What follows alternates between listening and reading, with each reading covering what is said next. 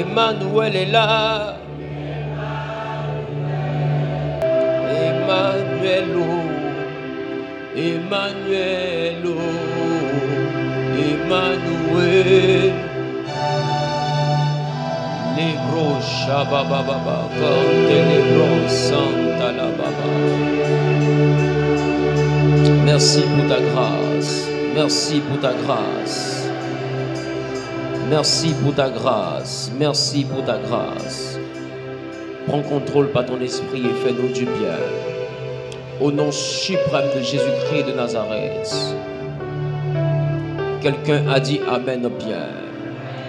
Quelqu'un a dit Amen bien. Je suis reconnaissant à l'Éternel pour cette opportunité qu'il me donne. Je veux bénir l'Éternel pour cette grâce qu'il me donne de pouvoir me tenir ici. De pouvoir me tenir ici à ce pupitre afin de parler de sa part. Est-ce que quelqu'un est venu avec son bloc-notes? Quelqu'un est venu avec des quoi noter? Est-ce que tu peux lever ton bloc-notes, s'il te plaît? Alléluia. Alléluia. Dis avec moi, transfert de grâce. De X vers Y. Comment est-ce possible? Dis avec moi, comment est-ce possible? Alléluia. Et aujourd'hui, nous allons traiter ce thème. Et je crois pour ma part que quelqu'un sera édifié en même temps que moi. Alléluia.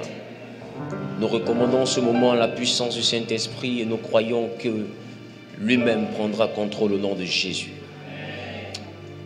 Dis avec moi, transfert de grâce. Dis avec moi, transfert de grâce. De X vers Y. Comment est-ce possible? Est-ce que quelqu'un peut m'aider dans la lecture? Nous sommes dans le livre de Genèse. Genèse en son chapitre 1er. Genèse en son chapitre 1er. Allons-y à partir du verset 4. Lisons la parole de Dieu dans le livre de Genèse, le chapitre 1er, à partir du verset 4. Oui. Dieu vit que la lumière était bonne. Dieu vit que la lumière était bonne. Et Dieu sépara la lumière d'avec les ténèbres. Et Dieu sépara la lumière d'avec les ténèbres. Dieu appela la lumière jour. Dis à ton voisin, Dieu appela la lumière jour. Oui. Et il appela les ténèbres nuit. Oui. Ainsi il y eut un soir. Alléluia. Vas-y, vas-y. Et il y eut un matin. Oui. Ce fut le premier jour. Alléluia. Oui. Dieu dit Dieu dit qu'il y ait une étendue entre les eaux et qu'elle sépare les eaux d'avec les eaux. qu'il y ait une étendue entre les eaux et qu'elle sépare les eaux d'avec les eaux. Et Dieu fit l'étendue. Dieu fit l'étendue. Et il sépara les eaux qui sont au-dessous de l'étendue. Il sépara les eaux qui sont en dessous de l'étendue. D'avec les eaux qui sont au-dessus de l'étendue. D'avec les eaux qui sont au-dessus de l'étendue. Et cela fut ainsi. Et cela fut ainsi. Dieu appela l'étendue ciel. Dieu appela l'étendue ciel. Ainsi il y eut un soir. Ainsi donc il eut un soir. Et il y eut un matin. Et il eut donc un matin. Ce fut le second jour. Ce fut le second jour. Dieu dit que les eaux qui sont au-dessus du ciel que les eaux qui sont au-dessus du ciel se rassemblent en un seul lieu. se rassemblent en un seul lieu. Et que le sec paraisse. Et que le sec paraisse. Et cela fut ainsi. Et cela fut ainsi. Dieu appela le sec terre. Il appela le sec terre. Et il appela l'alma les eaux de Et mer. il appela l'amas des eaux mers. Dieu vit que cela était bon. Il vit que cela était bon. Puis il dit Puis il dit que la terre produise de la verdure, que la terre produise de la verdure. de l'herbe portant de la sémence, Oui. des arbres fruitiers Des arbres fruitiers donnant du fruit donnant du fruit selon leur espèce selon leur espèce. et ayant en eux Et ayant en eux leur semence leur semence sur la terre. sur la terre. Et cela fut ainsi. Et cela fut ainsi. Puis Dieu dit, Oui. la terre produisit Oui. de la verdure, Oui. de l'herbe portant de la sémence Oui. selon son espèce, et des arbres donnant du fruit et ayant en eux leur semence selon leur espèce. Dieu vit que cela était bon. Oui. Ainsi il y eut un soir et il y eut un matin. Ce fut le 3e jour. Qu'il y ait des luminaires dans l'étendue du ciel pour séparer le jour d'avec la nuit. Oui. Que ce soit des signes pour marquer les époques, les jours et les années. Et qu'ils servent de luminaires dans l'étendue du ciel pour éclairer la terre, et cela fut ainsi. Dieu fit les 2 grands luminaires, le plus grand luminaire pour présider au jour et le plus petit luminaire pour présider à la nuit. Il fit aussi les étoiles. Dieu les plaça dans l'étendue du ciel pour éclairer la terre. Pour présider au jour et à la nuit, et pour séparer la lumière d'avec les ténèbres, Dieu vit que cela était bon. Ainsi il y eut un soir et il y eut un matin. Ce fut le 4e jour. Dieu dit que les eaux produisent en abondance des animaux vivants et que des oiseaux volent sur la terre vers l'étendue du ciel. Oui. Dieu créa les grands poissons et tous les animaux vivants qui se meuvent et que les eaux produisent en abondance selon leur espèce. Il créa aussi dans tout oiseau, elle selon son espèce. Dieu vit que cela était bon. Dieu les bénit en disant, Alléluia. soyez féconds, multipliez et remplissez les eaux Que Dieu des bénisse. mers. Alléluia. Amen. Que Dieu vous bénisse. Amen. Je veux vraiment apprécier Dieu pour cette opportunité. Dis avec moi, transfert de grâce. Nous venons de lire quelque chose aujourd'hui qui concerne la création. Et la Bible nous fait comprendre, d'après ce que le frère vient de lire tout à l'heure, au commencement, Dieu va créer les cieux et la terre.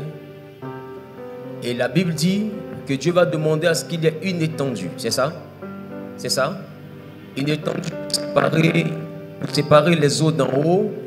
C'est ça? Des eaux d'en bas. Et la Bible dit que Dieu va appeler l'étendue, il va appeler l'étendue ciel. Et cette étendue avait pour rôle de séparer les eaux d'en haut. Je veux que tu prêches avec moi. De séparer les eaux d'en haut des eaux d'en bas.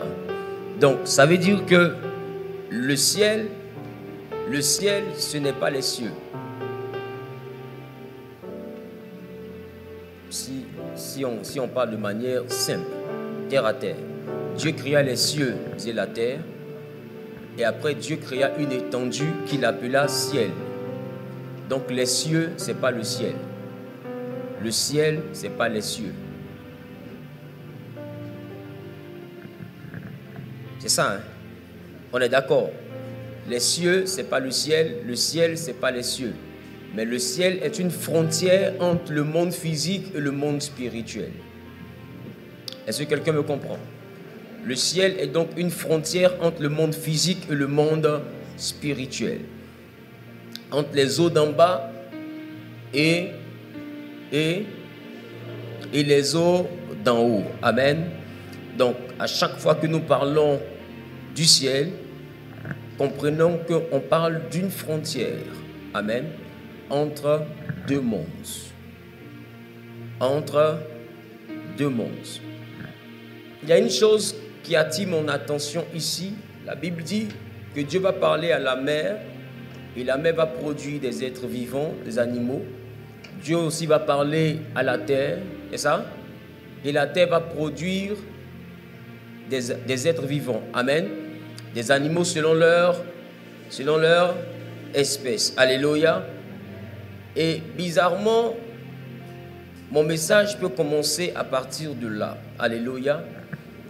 La Bible dit, en Éphésiens le chapitre 3, le verset 20, « Or, à celui qui peut faire par la puissance qui agit en nous, infiniment au-delà de ce que nous demandons ou pensons. » Dis avec moi, par la puissance qui agit en nous. Dis avec moi, par la puissance qui agit en nous. Donc, Dieu a créé chaque être vivant, d'accord, selon son espèce. Mais j'ai envie de compléter une chose. Dieu a créé chaque être vivant avec sa capacité. C'est ça? C'est ça? Donc, même parmi les oiseaux, tous les oiseaux n'ont pas la capacité de voler à la même altitude. Chacun a sa capacité. Chacun a son potentiel. Donc, chacun a en lui une puissance. Chacun a en lui une capacité de vol différent. Par exemple, si je prends le pigeon et je prends l'aigle, c'est deux oiseaux, mais les deux oiseaux ne voleront pas à la même altitude. Quand nous arrivons parmi les animaux terrestres, nous voyons encore les chevaux. Vous voyez que les chevaux ont été créés avec la capacité de faire quoi? C'est quoi la plus grande qualité du cheval? C'est la course. C'est un animal qui est rapide.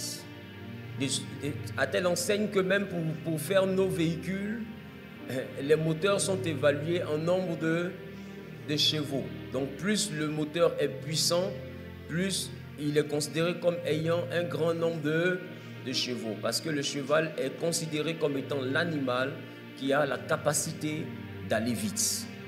Donc, cette capacité, je l'appelle ici la puissance qui agit en nous. D'autres l'appellent le dunamis. Parce que quand on parle de puissance qui agit en nous, l'étymologie grecque parle de dunamis. Dunamis qui parle de la capacité. Dunamis qui parle de la puissance. Dunamis qui parle du pouvoir. Quand on arrive par exemple chez un animal qui est un peu particulier qu'on appelle le caméléon, il a une capacité de changer de couleur en fonction des environnements dans lesquels il se trouve. C'est ça? Donc il peut facilement se fondre dans le décor parce que simplement Dieu lui a donné ce pouvoir-là. Dieu lui a donné cette capacité. Dieu lui a donné cette aptitude. Donc il la manifeste dans le but soit de se protéger, de se camoufler, amen, et de vivre paisiblement. Mais il y a une chose que je veux vous envoyer à remarquer. Si je décris encore les animaux, on va aller par exemple sur le singe. C'est quoi sa capacité? Grimper dans les arbres, d'accord? Aller d'arbre en arbre, il a cette agilité. Et le gorille, c'est la force. Maintenant, il y a une chose que je vous envoyais à comprendre maintenant pour que nous puissions aller dans le fond de notre message. Nous voyons souvent dans nos traditions, nous voyons souvent dans nos familles, des enfants qui, dès le bas âge, sont lavés avec l'os de l'animal, l'os du gorille.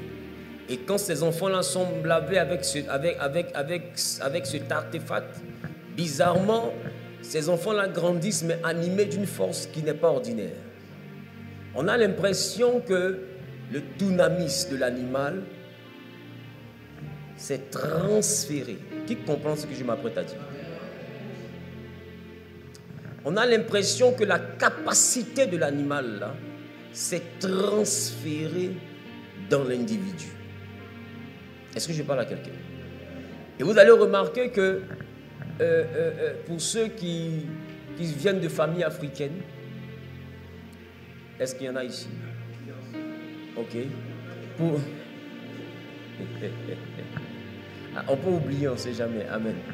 Donc, pour ceux qui viennent de familles africaines, vous allez remarquer que même dans nos traditions, dans nos cultures, ce que les gens appellent médicaments, vous allez remarquer que bizarrement, chaque médicament, de fois, est associé à un animal.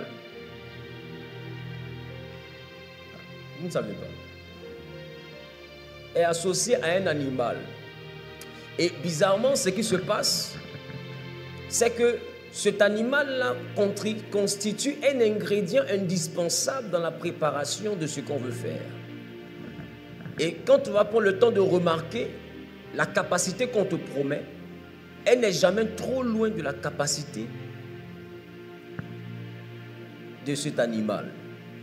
Comme si, par des rituels, ils arrivaient à transposer, sinon à déplacer une capacité de l'animal à partir du point de contact qu'ils ont, que ce soit la peau, que ce soit les os, peu importe ce qu'ils auront pris, ils arrivent à transposer cela dans la vie d'une tierce personne.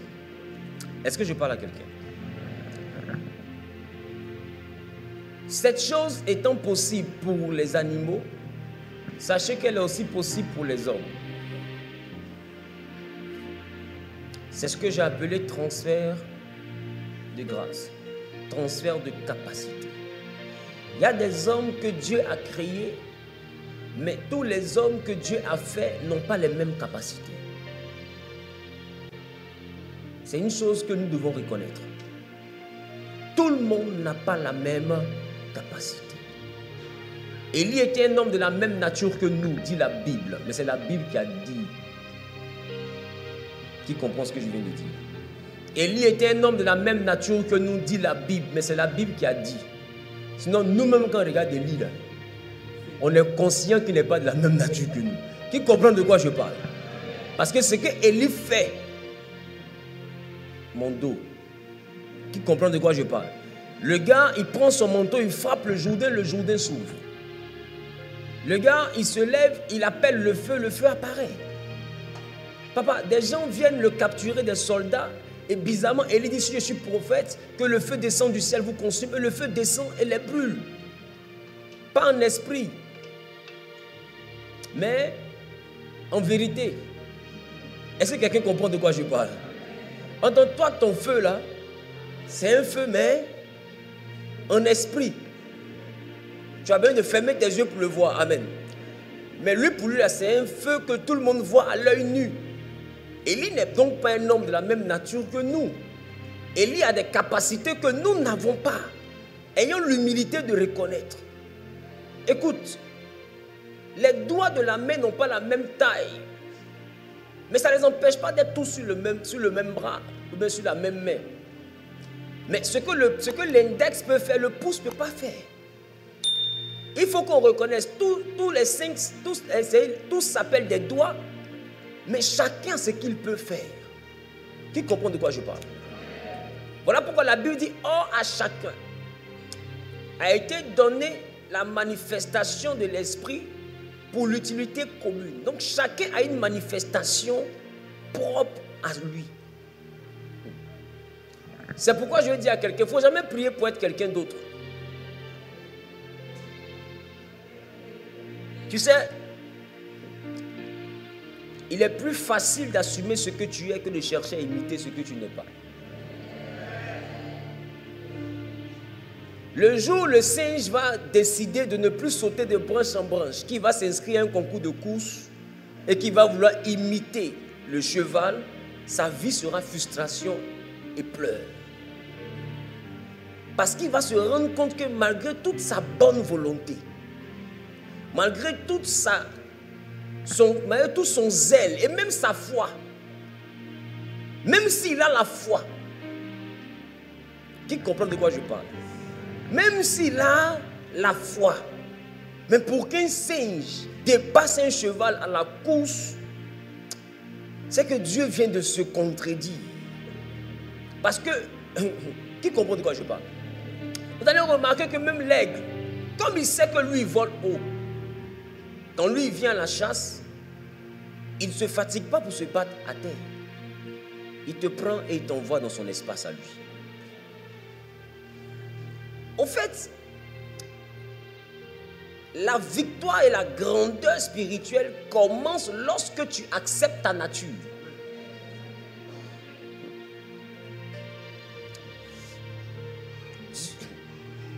Je peux commencer à parler.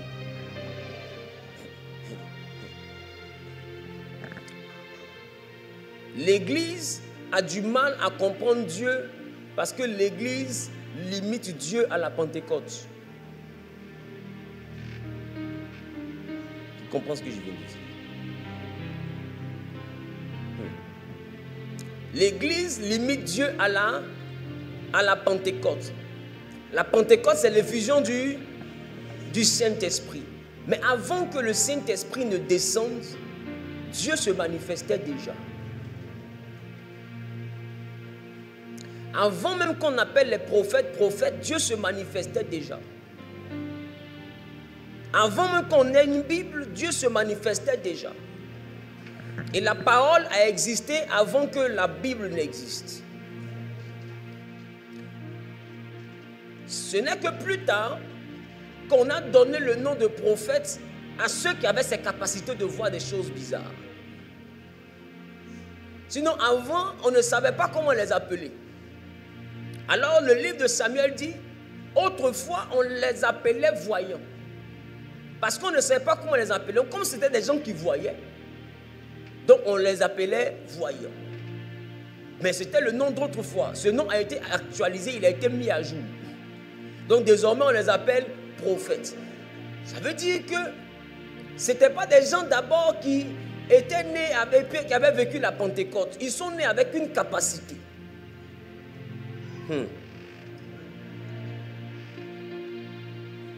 Ils sont nés avec une capacité. Voilà pourquoi Dieu dit à Jérémie, avant que tu ne sois dans le ventre de ta mère, je te connaissais.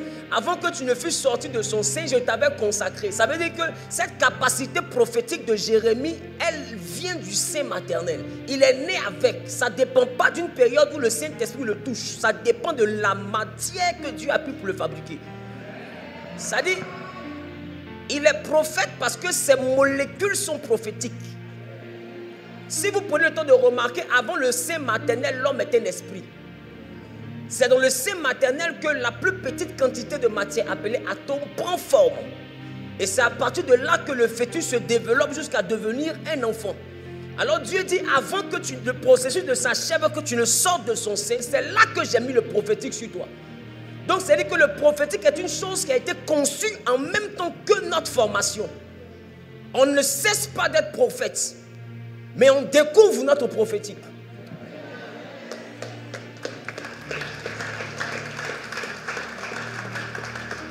Si Dieu t'appelle au ministère, il ne t'a pas appelé au ministère. Sinon, tu n'es pas prophète à 30 ans. Tu es prophète à la maternelle. Tu es prophète en train de faire 4 pattes. Tu es prophète même quand tu dis j'étais païen. Et puis tu étais en train de voler dans la sauce. Tu étais prophète. C'est le prophète qui volait. C'est-à-dire, tu n'as jamais cessé.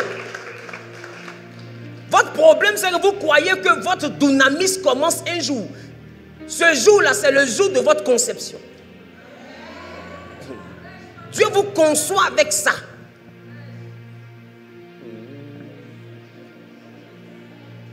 L'apôtre Paul dit, quand il a plu à celui qui m'a mis à part depuis le sein de ma mère. C'est pour dire que depuis le sein de sa mère, il était apôtre. Donc pendant que Paul s'appelait Saul et qui persécutait les apôtres, c'était un apôtre qui persécutait des apôtres. Jusqu'à ce qu'il se rende compte qu'il a été apôtre depuis le sein de sa mère. Je ne sais pas si quelqu'un comprend. Or, toi, tu veux considérer ton existence avec Dieu le jour où le Saint-Esprit te rencontre. C'est pourquoi tu te sens moins spirituel que ton voisin, parce que lui, il parle en langue, tu ne parles pas en langue. Tu as l'impression que Dieu ne te voit pas. Mais écoute-moi, le parler en langue est un signe, mais le parler en langue n'est pas la valeur absolue qui atteste la présence du Saint-Esprit dans la vie de quelqu'un. Élie n'a pas parlé en langue. Josué n'a pas parlé en langue. Mais je n'ai jamais vu Pierre arrêter le soleil. Je reprends.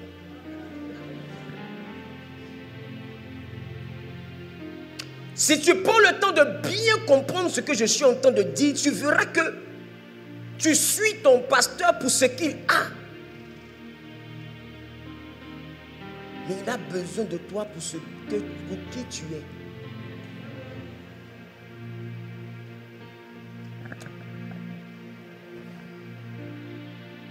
Tu n'es pas simple. C'est ce que je veux te faire comprendre. Tout le monde vient au monde avec une capacité. Tout le monde vient au monde avec un dunamis. Il n'y a pas d'homme simple. Et il n'y a pas d'homme plus sorcier que d'autres. Je reprends. Il n'y a pas d'homme plus spirituel que d'autres. Il y a des hommes qui sont conscients de leur spiritualité. Et il y a des hommes qui sont ignorants en ce qui concerne le monde spirituel. Sinon, leur éveil spirituel débutera le jour où ils réaliseront qu'eux aussi sont spirituels. Écoutez-moi pourquoi je le dis. En Genèse 2, le verset 7, Dieu forma un corps à l'homme qu'il avait créé. C'est pour dire que l'homme lui-même n'est pas un corps, mais l'homme est un esprit vivant dans un corps. Donc, un esprit ne saurait être autre chose qu'une entité spirituelle. Donc, celui qui va faire la réunion pour tuer les gens n'est pas plus esprit que toi. Je reprends. Il n'est pas plus esprit que toi. Le problème, c'est que dans ta mentalité, dans ton raisonnement, tu as penché du côté corporel. Et tu as refusé le côté spirituel. Et aujourd'hui, le chrétien, quand on parle de spiritualité, quand on parle de vie spirituelle, le chrétien assimile sa vie spirituelle à la prière. Quand je prie beaucoup, on dit ma vie spirituelle est truc. C'est ça? Je suis vivant spirituellement. Quand il ne prie pas, on dit il est mort spirituellement. C'est ça? C'est ça? C'est ça? C'est ça? Et puis on dit quand quelqu'un est mort spirituellement, il ne peut plus entendre Dieu. C'est ça? C'est ça? Il est séparé d'avec Dieu. C'est ça? C'est ça? Ah, d'accord, d'accord. Mais, dites-moi, est-ce que dans le jardin d'Éden, on n'a pas eu la parfaite illustration de ce que vous dites? Dieu a dit à Adam, le jour où vous mangerez de ce fruit, ça veut dire en même temps que vous mangez, en même temps vous. Donc ça veut dire que le principe de la mort spirituelle est acquis dans la vie d'Adam et Ève au moment précis où ils se mettent à manger. Même bizarrement, ils mangent, mais la communication ne se coupe pas avec Dieu.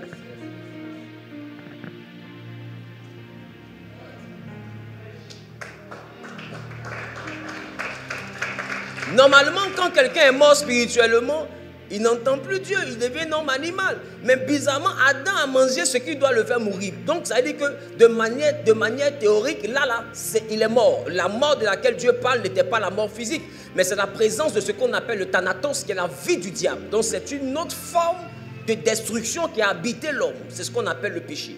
Tu comprends un peu? Donc c'est-à-dire que l'homme était déjà infecté par le thanatos. Même bizarrement, Dieu lui dit, Adam, où es-tu? J'ai entendu ta voix, je me suis caché. Il dit, mais pourquoi tu t'es caché? Il dit, parce que j'ai su que je suis nu. Qui t'a appris que tu es nu? La femme que tu as mis. Regarde toute la conversation dans la mort.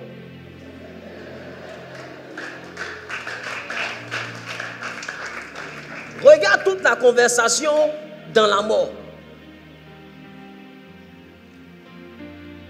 Votre problème, c'est que vous croyez que c'est aux chrétiens seuls que Dieu parle.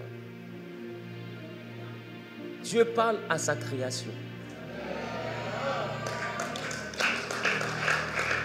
Il n'est pas le Dieu des chrétiens. Il est le Père des chrétiens. Voilà pourquoi Jean dit à ceux qui l'ont reçu, elle a donné le pouvoir de devenir enfant de Dieu. Celui qui était Dieu hier, par Christ, est devenu Père. Mais ça n'empêche, ça n'arrête pas sa fonction Dieu pour ceux qui sont restés créatures. Voilà pourquoi l'Égypte peut être en danger d'une famine et Dieu peut faire rêver Pharaon. Je reprends. L'Égypte est en danger parce qu'il y aura une famine et Dieu fait rêver Pharaon. Pourquoi? Parce que Dieu veut prévenir sa créature qu'il y a un problème qui arrive. Comment un pharaon qui se proclame Dieu sur terre, Dieu vient l'aider à ce que le peuple qui gère ne meure pas de faim?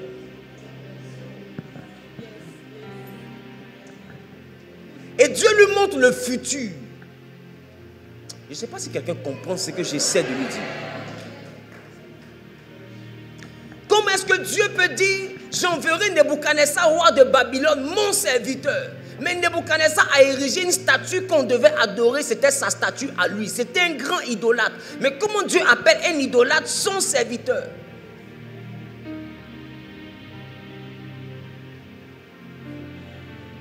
Faites la différence entre le Dieu qui a créé et le Dieu qui a engendré.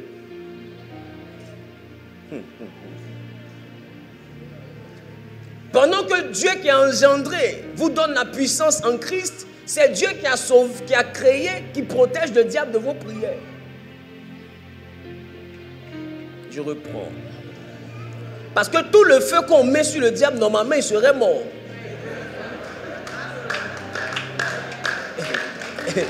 il serait mort. Or, la Bible dit que Dieu, pas le Père, Dieu, créateur, a tout fait pour un but. Même le méchant pour le jour du malheur. Non, aussi énervant que soit le diable dans ta vie, il a un rôle. Il est un peu comme le moustique. Jusqu'à présent, on ne sait pas trop à quoi cet animal-là sert. On essaie de découvrir à quoi il sert parce que soit il te chante des cantiques à l'oreille pour t'empêcher de dormir ou il te donne un bisou qui peut te rendre malade. Qui comprend de quoi je parle? Même Dieu l'a fait. Et Dieu dit ce qu'il a fait était bon. Donc, je veux que tu fasses vraiment la différence. Et tu ne peux faire la différence, je vous ai dit.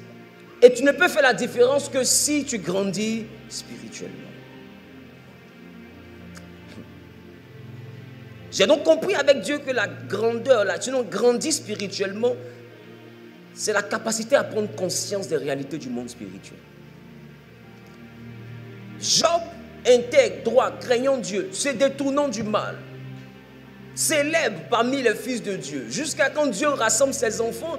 Bizarrement, Dieu parle d'un seul personnage qui s'appelle Job. Mais aussi grand que soit Job, pourquoi il n'était pas à la réunion?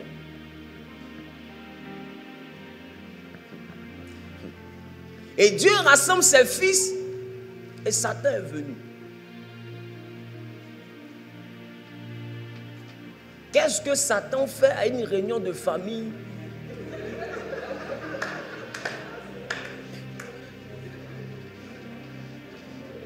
Ne se sent-il pas membre de cette famille?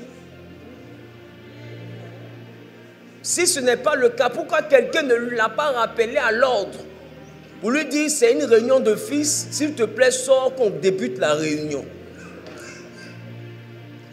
Et bizarrement, Dieu pose la question à ses fils jusqu'à arriver sur Satan. Il lui demande où tu es quitté. Il dit je suis allé me promener.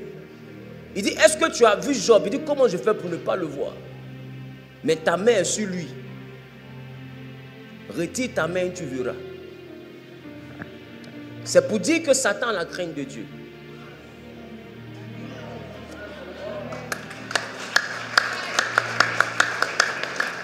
Attends, j'arrive. C'est pourquoi il y a des choses où Satan peut t'accuser parce que tu fais ce que lui n'ose pas faire. Je reprends. S'il y a quelqu'un qui craint Dieu, c'est Satan. C'est-à-dire qu'il voit Job, Job l'énerve. Mais comme il a vu la main de Dieu, il fait comme s'il n'a pas vu. Et puis il dit à Dieu, je ne peux pas le toucher parce que j'ai vu ta main. Ça veut dire que Satan a peur de la main qu'il a vue. Donc il préfère laisser par crainte de la main. Là. Regarde le niveau. Et il dit, retire ta main, donne-moi l'autorisation. C'est-à-dire que Satan même dit, je ne fais pas quelque chose si je n'ai pas l'autorisation. Maintenant, toi, tu es le seul qui va te marier sans l'autorisation. Tu ouvres une société sans l'autorisation. Tu fais un commerce sans l'autorisation. Tu veux voyager sans l'autorisation. Ce que Satan même n'ose pas faire.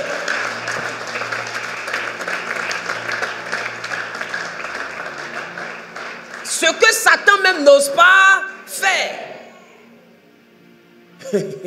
C'est lui-même, il a assis, les démons sont étonnés. Ils disent, mais les chrétiens ont du zèle. Qui comprend de quoi je parle?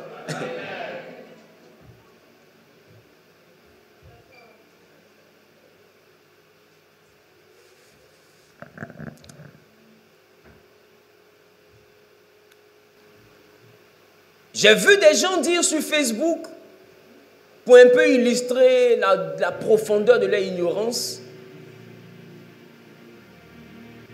la grâce dans les dents, on peut perdre.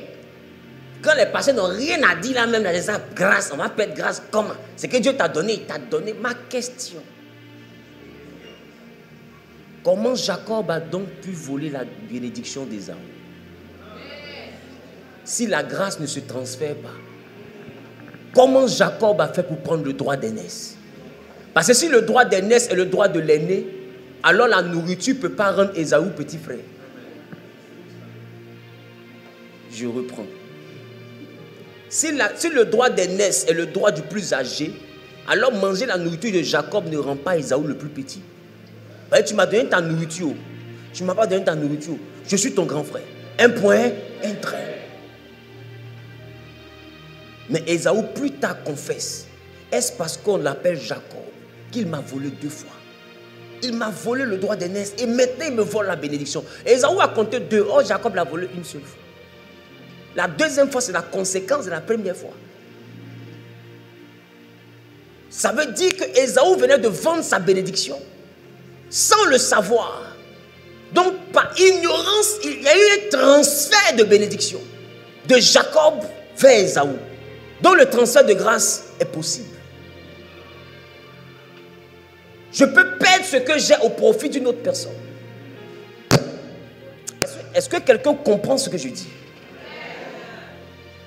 Frère, ce que je dis, je ne prêche pas pour faire plaisir à quelqu'un. Je prêche pour instruire le peuple que Dieu me permet d'enseigner. Le transfert de grâce est donc possible.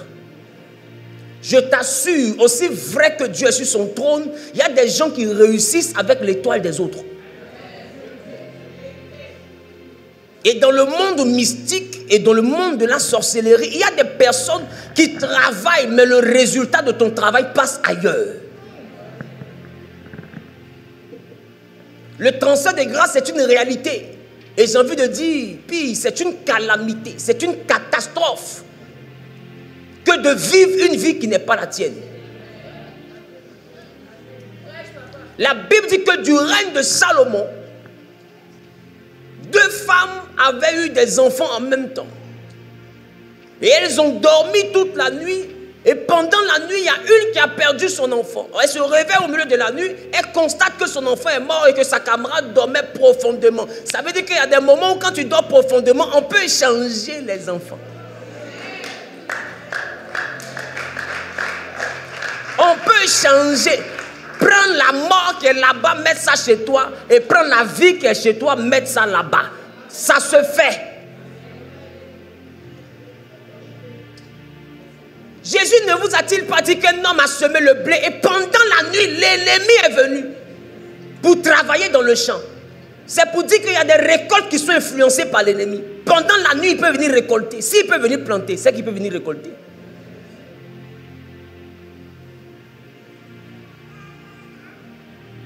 Je parle.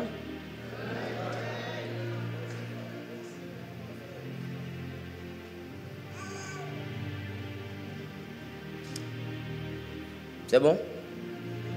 Je parlais de quoi avant de parler de l'ennemi? Juste avant ça, je parlais des 2 femmes. Vous êtes bénis, papa. Je fais exprès. Donc c'est pour savoir est-ce que vous êtes câblé? Amen. Regarde ton voisin, dis voisin, je suis connecté. La Bible dit que ces 2 femmes-là avaient leur bébé et l'une qui dormait profondément a eu un troc. Ils ont mis cadavre à côté d'elle et ils ont pris son bébé vivant. Donc la dame se réveille le matin, il y a un cadavre à côté d'elle. Et puis l'autre en train d'allaiter un bébé. Et mon enfant est mort. À quel moment? Quand je dormais, l'enfant était en vie. La Bible dit, elle a pris l'enfant. C'est ça qui envoie le palabre. Elle a pris l'enfant. Vous allez comprendre d'où viennent vos palabres dans vos familles. Elle a pris l'enfant. Elle a bien regardé le bébé. Elle a conclu que ce n'était pas son bébé. Mais que quelque chose s'était passé durant la nuit. Et elle dit à l'autre là, tu as changé les bébés? Ça là c'est ton enfant. Oh, normalement les bébés majoritairement se ressemblent. Ils ont à peu près la même face. Mais elle dit qu'elle regarde bien le visage là. C'est pas son enfant. Alors Salomon lui demande, mais comment tu as fait pour savoir que c'est ton enfant qui est en vie? Elle dit, roi, j'ai regardé attentivement l'enfant et j'ai vu que l'enfant là n'était pas mon enfant. Ma question, quand tu regardes attentivement ta vie, le problème c'est que tu regardes, mais pas attentivement. Quand tu commences à prêter de l'attention aux détails de ta vie, est-ce que tu penses que tout ce que tu vis est simple? Laissons non, c'est des choses qui peuvent arriver. Laissons non, c'est du hasard, c'est une coïncidence. Laissons tout ça. Le spirituel se cache derrière ce qu'on appelle le hasard et la coïncidence. Comment est-ce que vous pouvez voir quelqu'un boire, faire un accident, mourir, pendant que ses camarades parlent de « Oh, il a été imprudent, il n'aurait pas dû faire ça. » Dans 2 mois, une tante au village tombe là-bas et commence à se confesser. C'est moi qui l'ai tué. Comment est-ce que ce hasard-là a fait pour être programmé au village? Quelque chose que tout le monde avait cru comme étant un accident. Comment cet accident-là a fait pour être programmé au village? Et eux, ils arrivent à dire de manière claire comment ça s'est fait. Ce que la police n'a pas pu découvrir. Qui comprend de quoi je parle? Le spirituel se cache derrière ce que vous appelez le hasard. Regarde attentivement ta vie. Ce n'est pas les efforts que tu ne fournis pas. C'est-à-dire que si on veut partir sur la base du courage, toi tu es capitaine courage. En réalité, capitaine courage, c'est toi. Parce que peu importe ce que tu as subi, tu t'es arrangé pour te relever. 2 fois même tu t'es relevé en morceaux, mais tu t'es relevé quand même. 2 fois, peut-être même là où on parle, même peut-être que tu boites. Mais tu t'es arrangé pour te lever parce que tu sais qu'il y a des gens qui comptent sur toi. Des gens te regardent. Mais malgré ça, quand tu t'assois seul, tu regardes bien ta vie. Tu sens que ce n'est pas cette vie-là que tu devais vivre. Tu te contentes des miettes que la vie te donne. Donc du coup, tu batailles pour survivre. Or, tes efforts sont suffisants pour te faire vivre. Tu gagnes, mais tu as l'impression que quelque chose souffle dessus. Tu as les opportunités, avant de les saisir, elles disparaissent. Tu planifies. Et quelque chose vient détruire ton programme. Et tu te retrouves toujours au point de départ. Tu fais un pas en avant, 5 pas en arrière. Finalement, tu as fait 4 pas en arrière. Tu as reculé de 4 pas. Tu n'as pas avancé. Et 31 passé, tu étais peut-être dans une église. Je pochais des portes de l'année. C'est pas ça. Je décrète et je prophétise. Que janvier, ça vous demande des bénédictions. Là, je reçois. Les gars, nous sommes à la veille de juillet. 2023 s'en va, nous dis avec moi ensemble là-bas comme ça. Je vous dis une chose. Quand la grâce est transférée, 2023 peut être ton année. Mais sauf que cette année et ses exploits sont vécus par quelqu'un d'autre. Il y a des choses que tu devrais avoir, mais qui passent chez quelqu'un d'autre. Donc lui fera une année avec un chiffre d'affaires extraordinaire. Mais toi, tu feras une année avec beaucoup d'efforts, sans réconfort. Et tes années sont toujours comme ça. Mais je vous assure que dans le ciel, il y a un arbre qui donne ses fruits chaque mois et qui a 12 fruits l'année. Ce n'est pas possible que Dieu ne te visite pas une fois par mois. Ce n'est pas possible. Je te dis la réalité. Dieu va te visiter au moins une fois par mois. Ou au moins, sur le trimestre, il y a une visitation pour toi. Mais toi, pourquoi la vie là est linéaire comme ça? Dis avec moi, quelque chose ne va pas. Des fois, c'est ton ministère qui est linéaire. Tu ne comprends pas. Tu as beau frapper les portes. Et je vous assure, ce que je suis en train de prêcher ne concerne pas que les fidèles. Les pasteurs aussi vivent ça. Amen. Dis avec moi, transfert de grâce.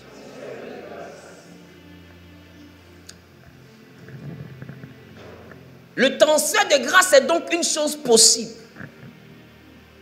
À quel moment est-ce que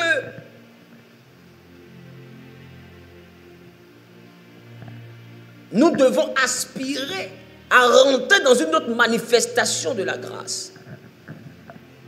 Il y a la grâce qui nous est volée. C'est-à-dire de manière usurpée, on nous la prend. Et il y a la grâce que nous donnons avec accord.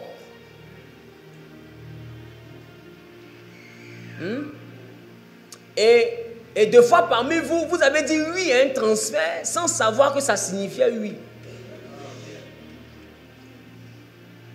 Qui comprend de quoi je parle? C'est un peu comme le principe du hacking. Aujourd'hui, qu'est-ce que les gens font? Pour pirater ton téléphone ou pour pirater ton compte, on t'envoie un lien. C'est ça? Pour toi, c'est juste un lien internet. Tu cliques sans savoir que cliquer signifie oui à quelque chose que tu n'as pas voulu faire. Et quand tu cliques bizarrement, ils ont accès à tes données. Donc, s'il y avait une photo où tu n'étais pas trop bien habillé, dis avec moi, va où? C'est un peu compliqué. Là, ta destinée se complique. Est-ce que quelqu'un me comprend un peu? Mais est-ce que cliquer là, c'était une chose que tu avais faite dans le but de leur donner accès à ta vie? Donc, tu vois qu'il y a un oui que tu as donné sans vouloir dire oui. Et ce n'est pas seulement que dans les liens. C'est aussi valable dans la vie. Des fois, vous avez dit oui à des transferts sans savoir que ça signifiait oui. Ça, c'est un cas de figure. Écrivez pour vous qui écrivez. Assez les chanter de répertorier les différents cas de transfert de grâce. Autre chose, il y a des grâces que tu as reçues toi aussi, sans savoir que c'était un transfert. Pour toi, c'était un exaucement. Tu t'es dit, je suis dans une bonne saison. Ce n'était pas une bonne saison. Tu étais en train de prendre la grâce d'une personne. Ah oui, toi aussi, tu en as pris. T'inquiète pas, tu vas savoir. On est là pour ça. Tu en as pris. Et quand je dis tu en as pris, ce n'est pas forcément en volant. Parce que les gens volent par des pratiques mystiques, par des incantations. Mais il est possible de se connecter à la grâce de quelqu'un sans la lui voler. C'est-à-dire... Ah, j'aime ça. Qui a dit ça? Que Dieu te bénisse. C'est-à-dire que... Maman, venez, levez-vous s'il vous plaît. C'est-à-dire que, par exemple, maman que voici a peut-être une grâce où elle a la facilité des visas. Elle peut voyager aux quatre coins de la terre. C'est une grâce. Et moi, je cherche à réaliser ce rêve, je ne réussis pas. Je vais par mes propres moyens, je ne réussis pas. Je vous ai dit que même si le singe veut pouvoir courir, il ne peut pas dépasser le cheval. Donc, il n'a pas cette capacité, cette agilité dans la course. Mais donne-lui les branches, ça ne va pas chauffer. Qui comprend de quoi je parle? Donc, maman a cette grâce. J'ai envie de voyager comme elle. Il y a des méthodes par lesquelles je peux me connecter à elle avec son accord et je veux me mettre à voyager comme elle voyage sans qu'elle n'arrête de voyager. On est là pour ça. Donc, assieds-toi bien et puis commence à boire un café noir spirituel pour ne pas dormir parce que ce que je vais dire est grave. Ça t'intéresse, non? Il y a des gens sur la terre. Maman, il faut vous asseoir. Il y a des gens sur la terre. Ils ne fournissent pas d'efforts pour avoir l'argent. Ils sont nés avec ça. Je vous dis la vérité. Eux, ils ne forcent pas. Ils touchent petit. Ça sort beaucoup.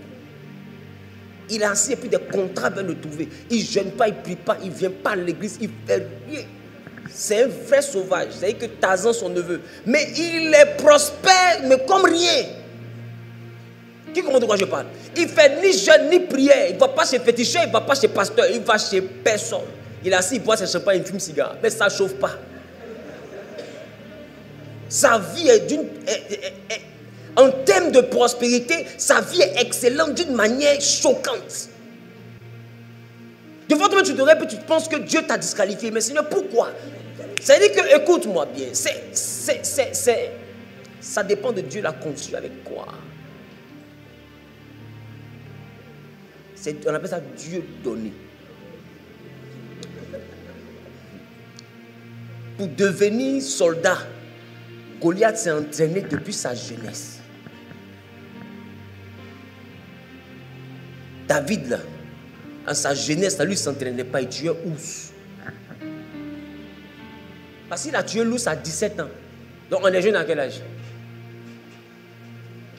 Je reprends. Si lui tue ours à 17 ans, il était jeune à quel âge? Parce que Goliath, lui, les soldats, depuis sa jeunesse, il a le temps de s'entraîner. David, lui, il tue ours et puis tue lion. À 17 ans. Qui comprend de quoi je parle? Ce que je dis est particulier. C'est-à-dire que, malgré sa petite taille, David avait une force intérieure que personne ne soupçonnait. Oh, c'était un dunamis. On ne devient pas roi, on est roi. C'est pourquoi quand tu as la royauté en toi, depuis ton enfance, on te prend pour un orgueilleux. On te prend pour quelqu'un qui se prend. Tu vois pas qu'il y a des standards que tu ne vas pas accepter. Il y a des environnements que ton âme ne va pas vouloir. On va dire que c'est un manque d'humilité. Ce n'est pas un manque d'humilité, ça dépend de... Tu comprends de quoi je parle. C'est-à-dire que donne-lui des habits de seconde main. Tu vas le voir prendre les habits, la laver, repasser, bien s'habiller, parfumer. Même si c'est hors de colonne, il met. Parce qu'il a quelque chose qui transporte. C'est une royauté. Même s'il dort dans un petit endroit, il va s'arranger pour que l'endroit soit coquet. Tu vas le voir mettre fleurs. Qui comprend de quoi je parle? C'est-à-dire qu'il a cette molécule-là en lui. Mais ceux qui n'ont pas la royauté, donne-leur des milliards. Tu rentres chez lui, il y a flaque d'eau dans le salon. Il n'est pas royal. Le problème, c'est que vous pensez que le jour où vous aurez l'argent, vous allez changer. Écoute-moi bien. Si tu veux là, hein, donne costume à porc, il ne va pas se laver. Qui comprend de quoi je parle? Il ne va pas se laver. Et il y a des gens comme ça aussi. Bon, bref. Amen. Donc, dis avec moi, il y a des grâces qui sont innées. Et c'est de ces grâces-là que je veux parler. Il y a des gens qui naissent avec une intelligence qui n'est pas de ce monde. C'est-à-dire qu'ils vont à l'école. Le professeur donne le cours. Il rentre à la maison, il est en train de jouer PlayStation. Quand il revient, il est premier. Joue PlayStation, tu vas voir, tu ne vas pas croire. En fait, le zéro que ton professeur va te donner sera tellement lisse que ce sera un zéro historique. Qui comprend? Mais il y a des gens comme ça, on leur explique une fois, c'est fini, c'est bloqué.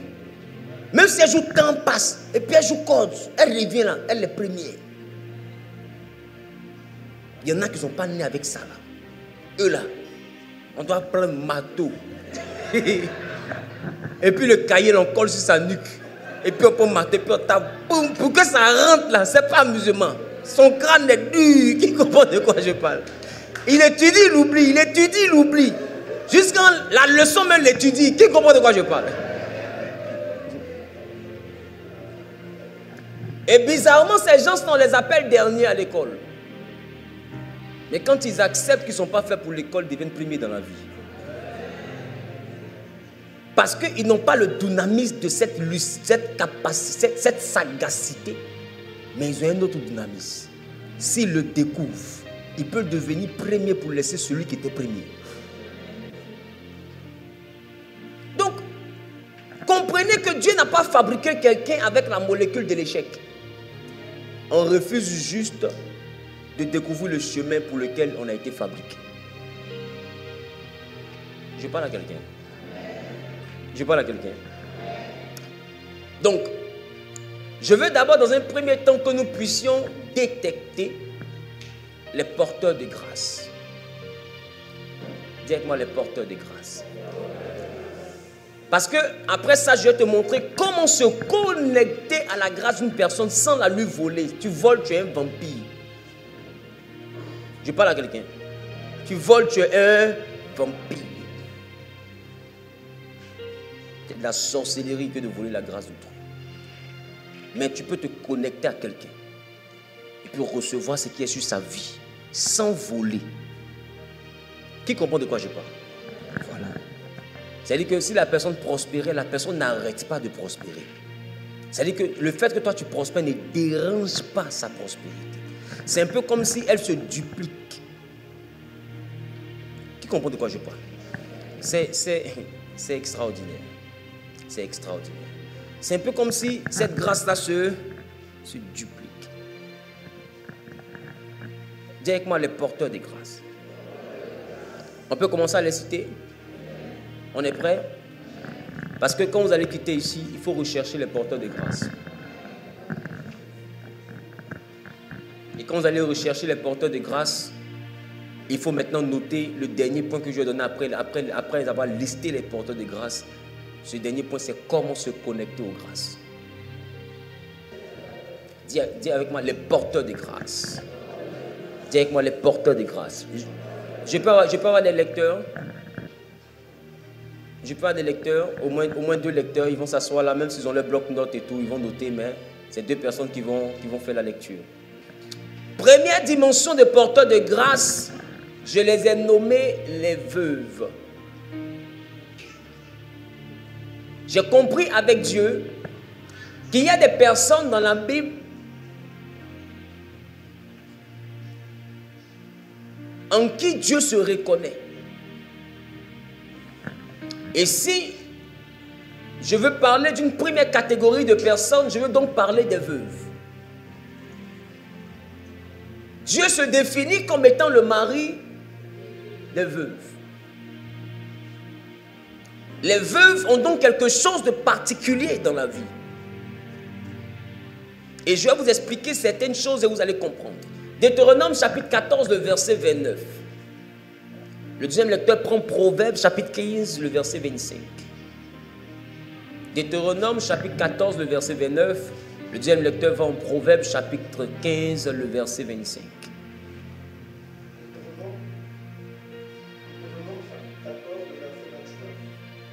Alors viendront le Lévite, qui n'a ni part ni héritage, avec toi, l'étranger, l'orphelin et la veuve, qui seront dans tes portes, et ils mangeront et se rassasieront, afin que l'Éternel, ton Dieu, te bénisse dans tous les travaux que tu entreprendras de tes mains. Amen. Donc ici, la Bible parle de la veuve et de plusieurs autres catégories de personnes. Mais je vais d'abord regarder la veuve. La Bible dit, la veuve va venir, va manger dans tes portes afin que l'Éternel te bénisse. Qui comprend de quoi je parle? La veuve est donc une personne qui transporte un potentiel de bénédiction de l'Éternel. Vous allez comprendre avec moi que quand des gens sont éveillés spirituellement, ils commencent à faire beaucoup de bien aux veuves. Qui comprend de quoi je parle? Quand les gens sont éveillés spirituellement, ils commencent à faire beaucoup de bien aux veuves. Que nous dit Proverbes? Proverbes chapitre 15, le verset 25. Et l'autre lecteur va en 1 Roi chapitre 17, le verset 9. Proverbe 15, le verset 25. L'Éternel renverse la maison des orgueilleux. Oui. Mais il consolide la propriété de la veuve. Mais il consolide la propriété de la veuve. Donc il y a une grâce. Il y a une grâce que la veuve transporte. C'est la stabilité de la bâtisse.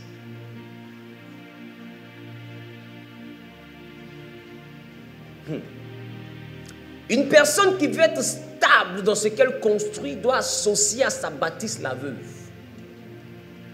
C'est-à-dire que dans ton ordre de choses, il doit avoir dans ton programme au moins une veuve, sinon des veuves. Pour que l'Éternel consolide ta bâtisse.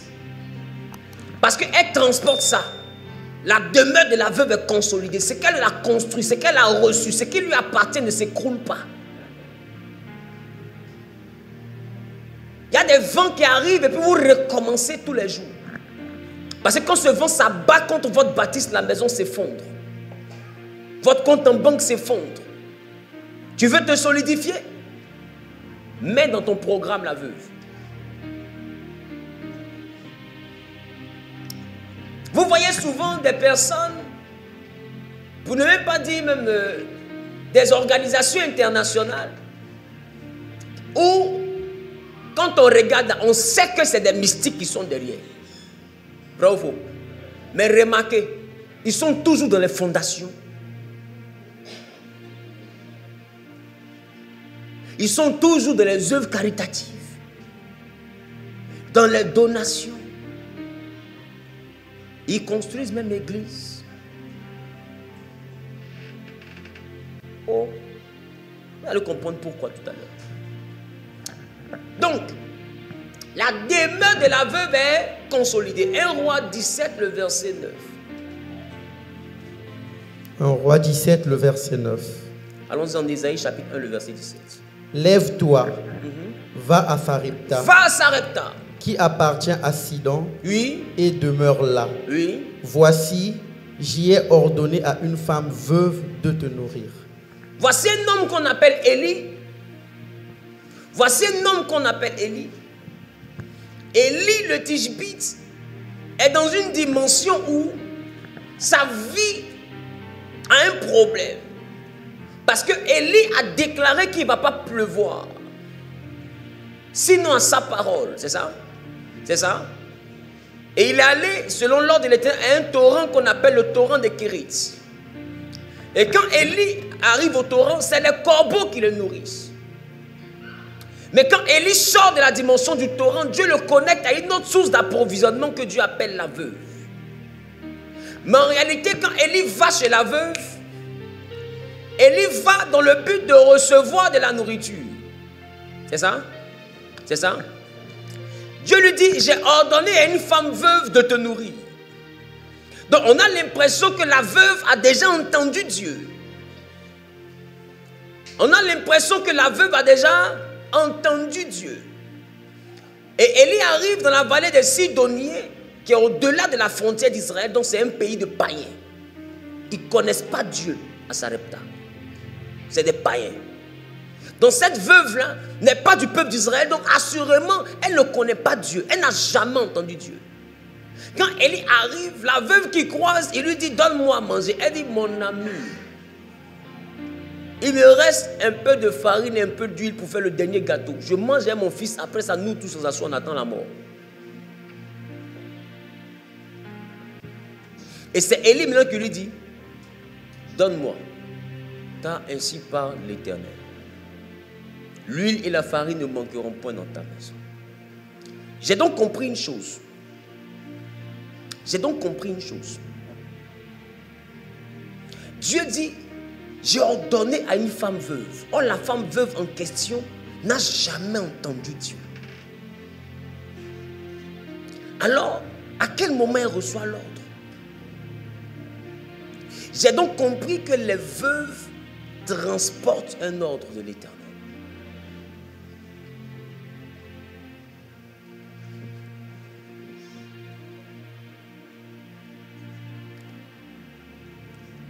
Dieu ne lui a pas parlé, mais par son canal, Dieu entend.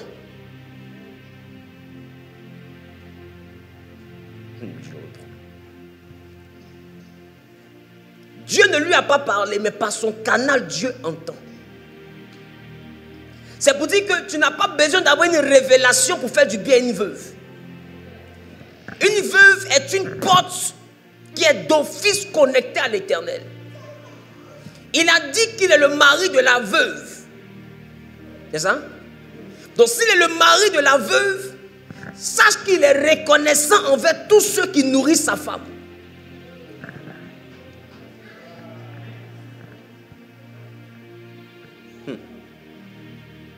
Est-ce que je parle? C'est qu'entre lui et puis la veuve, il y a une notion de dignité. Un homme qui nourrit sa femme est digne. Et un homme digne n'acceptera pas qu'une autre personne nourrisse sa femme de son vivant. Donc faire du bien à la veuve, la mettre dans ton programme, oblige Dieu à te mettre dans son programme. Parce qu'à chaque fois qu'elle mange, Dieu te doit. Elle transporte une promesse de Dieu. C'est qu'au même titre que les oiseaux du ciel ne sèment ni ne moissonnent, mais le Père les nourrit. Ce n'est pas une bénédiction christique. C'est une bénédiction divine. Les bénédictions christiques sont liées au sacrifice de Christ. Les bénédictions divines sont des lois de la création. Et les lois de la création ne s'appliquent pas qu'aux chrétiens. Les lois de la création s'appliquent à quiconque obéit aux principes. C'est pourquoi, même si un mystique pratique cela, Dieu est obligé de le bénir. C'est pourquoi d'entrée de jeu, je t'ai dit, fais la différence entre le Dieu Père et le Dieu Créateur. Je ne bavardais pas. Je ne bavardais pas. Cette introduction était déterminante pour la suite. Donc, il y a des mystiques que Dieu bénit.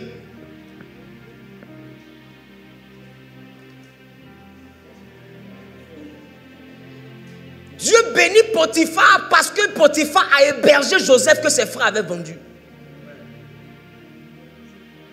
Potiphar n'était pas chrétien. Mais sa connexion avec Joseph a envoyé Dieu intervenir dans sa maison. Donc, il y a des actions qui, quand elles sont posées, Dieu ne regarde plus ce que l'autre fait.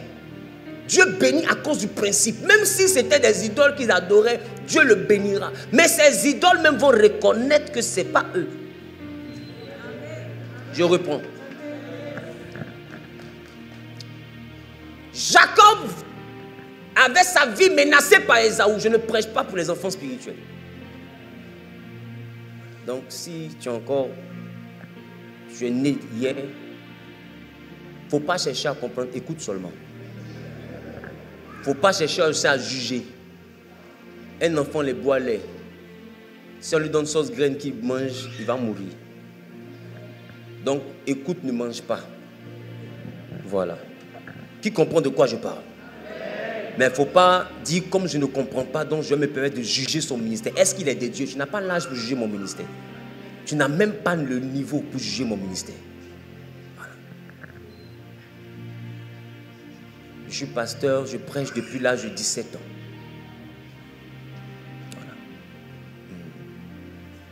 Voilà. C'est-à-dire que dans 34 ans de vie, j'ai 17 ans de prêche. Donc j'ai prêché presque toute ma vie alors. Sans compter que je me suis baptisé à 10 ans. Ma photo est sur la page là-bas. Donc, il faut écouter.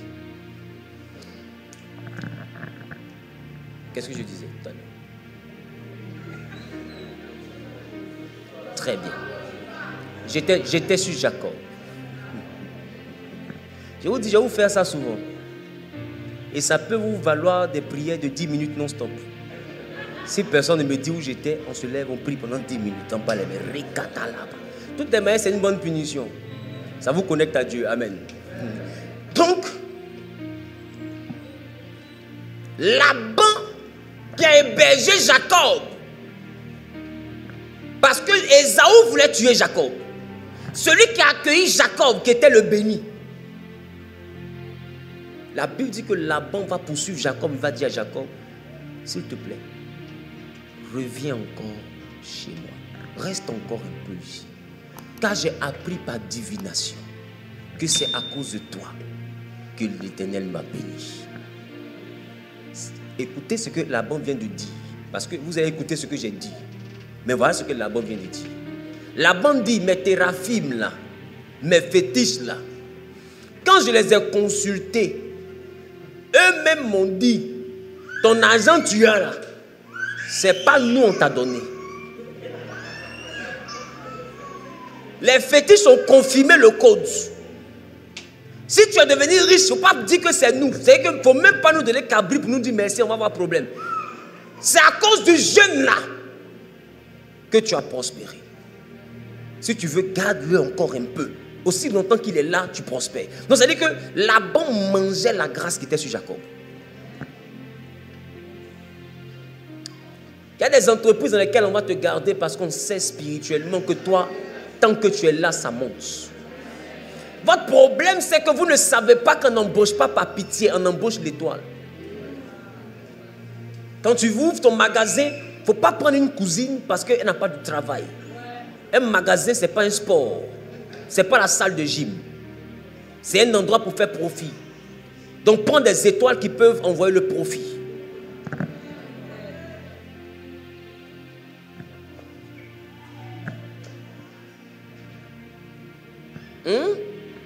Oh, vous, votre problème, c'est que vous allez chercher votre cousin. Poisseux, de son état, poisseux de naissance. Et il vient s'asseoir dans une entreprise où toi, tu as mis ton âme. Tu vas prendre une fille parce qu'elle n'a pas de travail. Assieds-toi là, vends mes articles. Mais depuis qu'elle vend les articles là, toi-même, faut voir.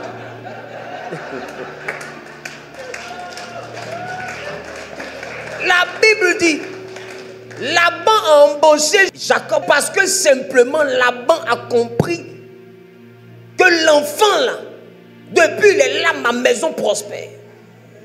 Mais le fait que Laban ait profité de la grâce de Jacob n'a pas épuisé la grâce qui était sur Jacob. Le temps qu'il restait là, sa grâce coule. Qui comprend de quoi je parle? Ce n'est pas un vol.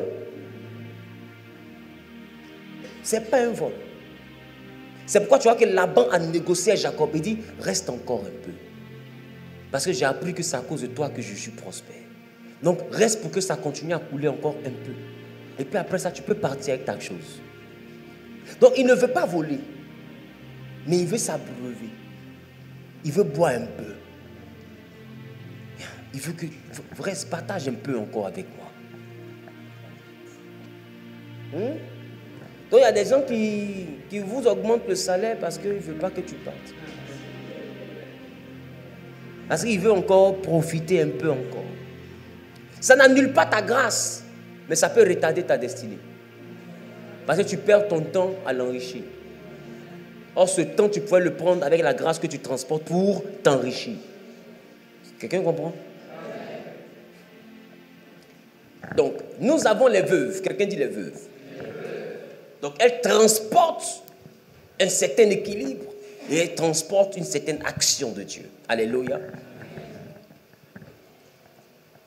Ésaïe, j'ai demandé Ésaïe chapitre 1, le verset 17.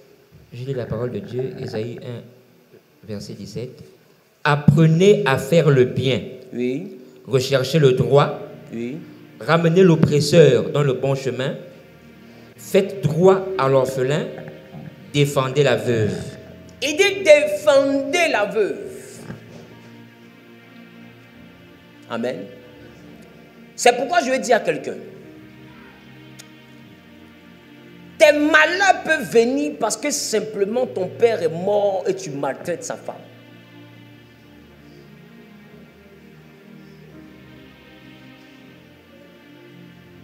Tes malheurs peuvent venir parce que ton frère est mort et tu te venges de sa femme. Dieu prend le parti des veuves. Et ce qui est vilain dans l'affaire, Dieu ne regarde pas son action, il regarde son statut. Je reprends. Dieu ne regarde pas son action, il regarde son statut.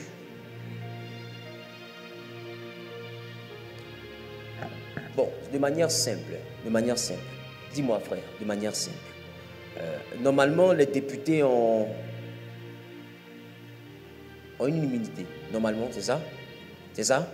C'est ça? Aussi longtemps qu'il est député, est-ce qu'on peut le poursuivre? À cause de quoi? À cause de son statut. Il doit perdre son statut pour que tu puisses le poursuivre. Donc les députés peuvent statuer sur le fait de lever ce droit d'immunité afin de te permettre de le poursuivre. Sinon, impossible. Donc tu vois que ce n'est plus une affaire de son action. C'est une affaire de son statut. Tu me comprends? C'est pourquoi des fois des chefs d'État commettent des actions. Mais aussi longtemps qu'il est président, on ne le juge pas. vous avez remarqué que quand il perd le pouvoir, on le juge. Donc, on n'a pas dit que ce qu'il a fait est bon. Hein. On dit le statut fait que tu ne peux pas l'attaquer. Avale ton crachat. Avale ta salive d'or. Tu ne peux pas l'attaquer. Or, des fois, ce qu'il fait n'est pas correct.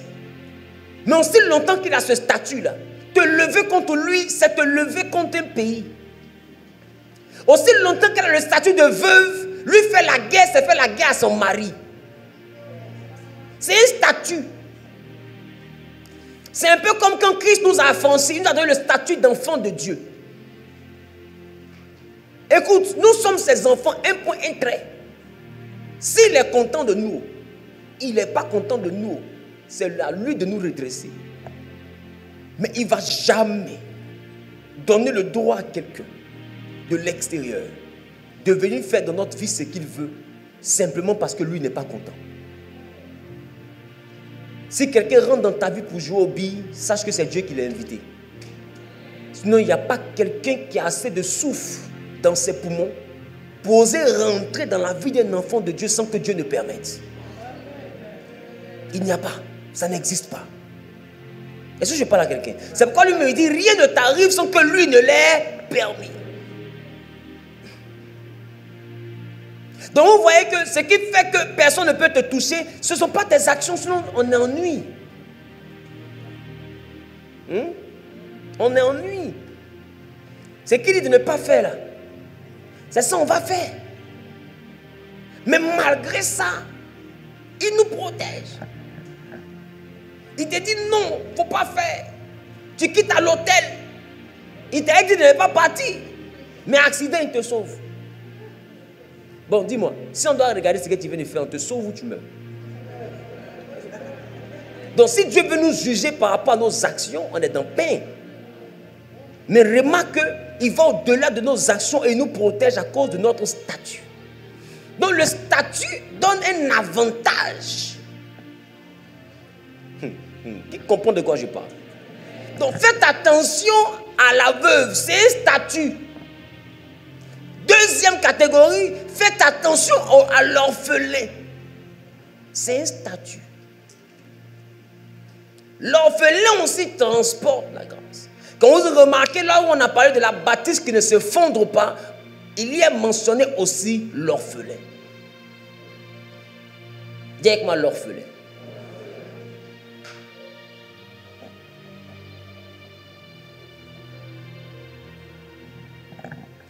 Allons-y dans le livre d'Exode, le chapitre 22, le verset 22 à 23. Le deuxième lecteur prendra Psaume.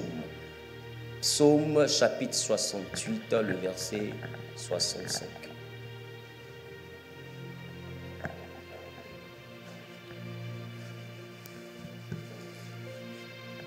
Exode 22, 22 à 23. Oui. Tu n'affligeras point la veuve ni l'orphelin. Tu n'affligeras point la veuve ni l'orphelin. Si tu les affliges, Si tu les affliges et qu'ils viennent à moi, et qu'ils viennent à moi, j'entendrai leurs cris. Dieu dit,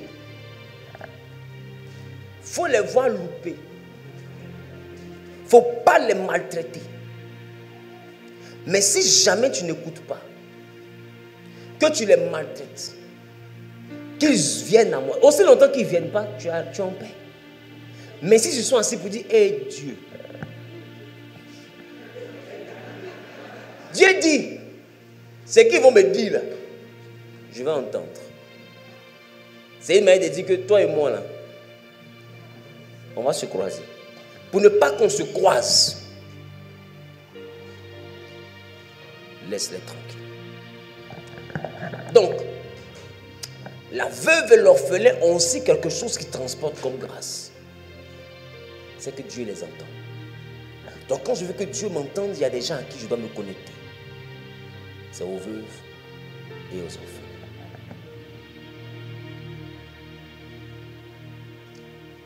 On a parlé tout à l'heure de stabilité de la bâtisse. On a parlé de la défense. Et puis l'on vient de dire, il dit, je les entendrai. Dis avec moi, Dieu entend. Dis avec moi, Dieu entend.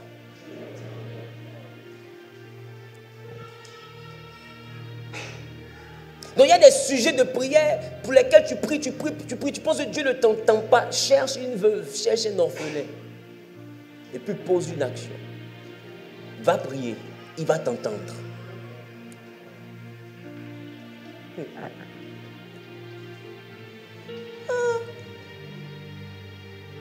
Ils ont le truc qui fait que Dieu entend. C'est pourquoi ceux qui ont l'habitude de me suivre savent une chose. Comment je donne une directive que je dis faire une offrande, je dis toujours, fais ça soit à une veuve, soit à un orphelin, soit à des démunis, soit à un homme de Dieu ou à une servante de Dieu. Qui se rappelle de ça? Je précise toujours et je dis laisse-toi conduire par Dieu par rapport à ces catégories de personnes. Parce que je connais la loi de la grâce. Je sais ceux qui portent la grâce. Ce n'était pas par hasard que je vous disais ça. Sinon je pourrais vous dire, faites-moi une offrande.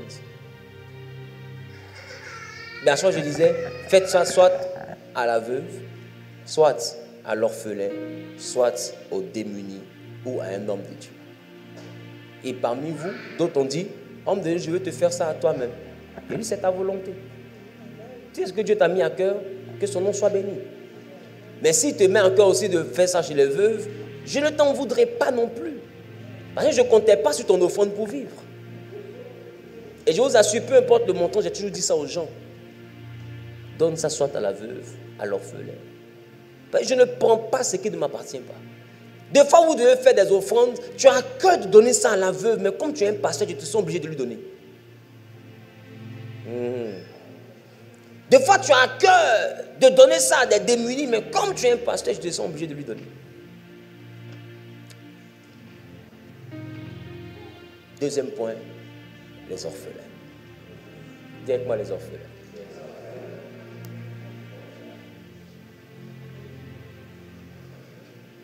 Dis avec moi les orphelins. Psaume 68, le verset 5. Psaume 68, le verset 5. Oui. Chantez à Dieu, psalmodiez en l'honneur de son nom. Frayez le chemin à celui qui chevauche dans les plaines. L'Éternel est son nom. Exultez devant lui. Le Père des orphelins, le défenseur des veuves, c'est Dieu dans sa sainte résidence. Il dit, il est le Père des orphelins et il est le défenseur des veuves. Donc ça veut dire que prendre parti pour l'orphelin, c'est décider de défendre les enfants de Dieu. Ça veut dire qu'avant que Christ ne meure à la croix, c'est qui a donné naissance à des enfants adoptés que nous sommes. Parce que nous ne sommes pas des enfants légitimes. Nous sommes adoptés. Nous sommes rattachés à l'arbre généalogique d'Abraham. C'est ce que Galate a dit. Donc, en tant qu'enfants adoptés, nous sommes passés par l'alliance de Christ. Et la Bible vient de me faire comprendre que depuis l'Ancien Testament, Dieu avait des enfants. Dieu a eu des enfants avant que Christ ne meure. Il y a une catégorie d'hommes sur la terre que Dieu a appelé ses enfants sans passer par le sacrifice de Christ. C'était les orphelins. Il s'est revendiqué depuis l'Ancien Testament comme étant le père des orphelins.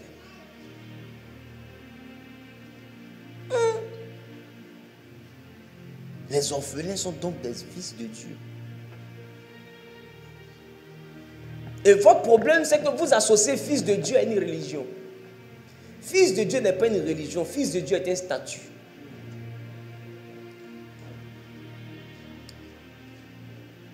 Fils de Dieu n'est pas une religion, fils de Dieu est un statut. Du pasteur explique.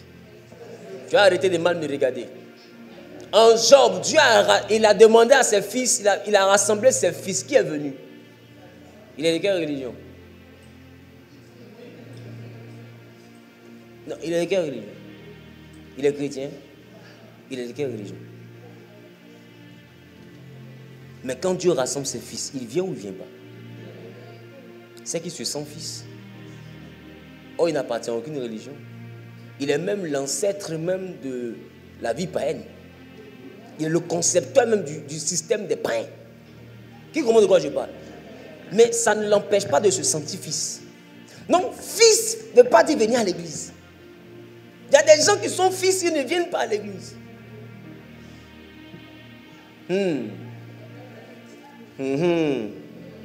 Et dans cette catégorie, il y a les orphelins. C'est pas moi qui ai dit. Reprends le verset, s'il te plaît. Le dernier paragraphe. Le verset 6. Il est le père des orphelins. Il est le père des orphelins. Le défenseur des veuves. Et le défenseur des veuves. Ça veut dire que les orphelins sont... On est dans quel livre? C'est qu'on est dans l'Ancien Testament. Depuis l'Ancien Testament, il a appelé les orphelins ses enfants. Mais nous, pour nous, là, c'est en Jean. Jean chapitre 1. Qui comprend ce qu'il vient de dire? C'est qu'on a dépassé Somme. On a dépassé tous les livres que vous imaginez jusqu'à Amos, tous ceux, la Malachie, avant d'arriver à pour nous. C'est là que lui, il dit nous qui l'avons reçu. Il nous a donné le pouvoir de devenir maintenant enfants de Dieu. Donc, c'est-à-dire que nous, là, il a élargi la famille. Il nous a mis dedans. Donc, quand quelqu'un perd ses parents, il est d'office inscrit dans la famille de Dieu.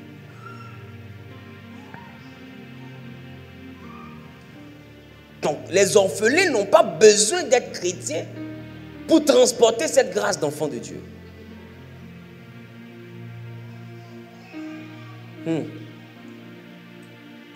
Qui comprend ce que j'ai dit? Ils transportent quelque chose de particulier. Alors prenez le temps de remarquer toujours encore. Les gens ne sont pas dupes. Ils font du bien aux veuves, ils font du bien aux orphelins. Ils ouvrent les orphelinats. C'est ça? Ils les nourrissent. Toi, tu vois ça comme une perte de temps. Tu dis non, ça là, c'est pour truc. Non, ça c'est les mystiques. Oui, c'est des mystiques. Mais manger qu'ils mangent là, ça fait que le mystique prospère dans ses affaires. Donc, il a fait une pépinière de grâce. Aussi longtemps qu'il se comporte comme un père pour eux, Dieu se comporte comme un père pour lui. Parce que Dieu sait que, il dit aussi longtemps, quand la pluie quitte le ciel et descend, elle ne remonte pas sans donner le pain à celui qui mange et la semence au semeur. Donc s'il est un semeur dans la vie des orphelins, à chaque fois Dieu a obligé de faire descendre dans sa main la semence. Donc si son argent les nourrit, Dieu doit s'assurer à ce qu'il ne manque jamais d'argent pour que les orphelins qu'il a mis dans une villa là ne manquent pas de nourriture.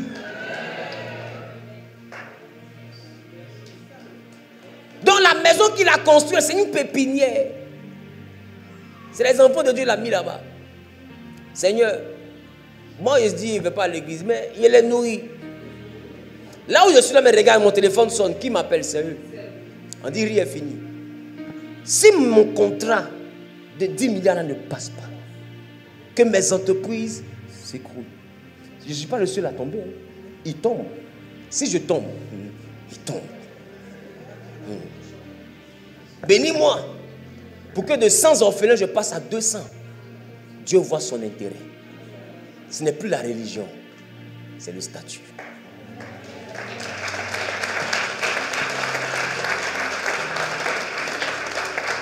Voilà comment vous voyez des mystiques devenir de plus en plus forts.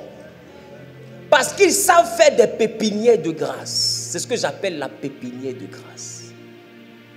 Ils prennent les veuves dans une association, font des mails, ils leur donnent des cadeaux, ils les visitent, ils les soignent. Vous pensez que c'est de la gentillesse? Ce n'est pas de la gentillesse, c'est un investissement.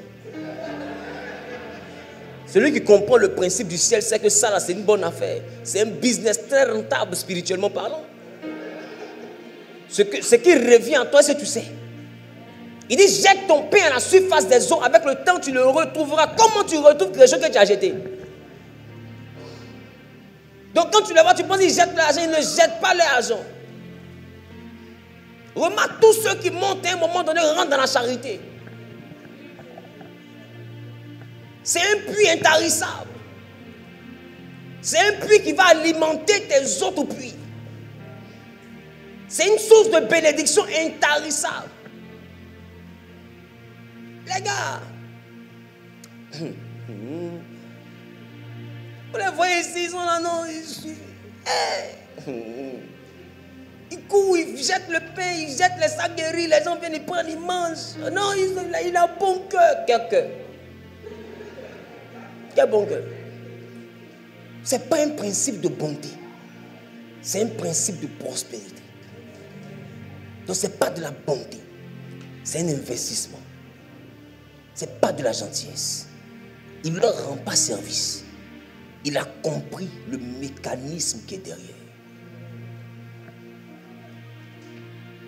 Moi, j'ai compris ça quand j'étais dans la maison de mon père.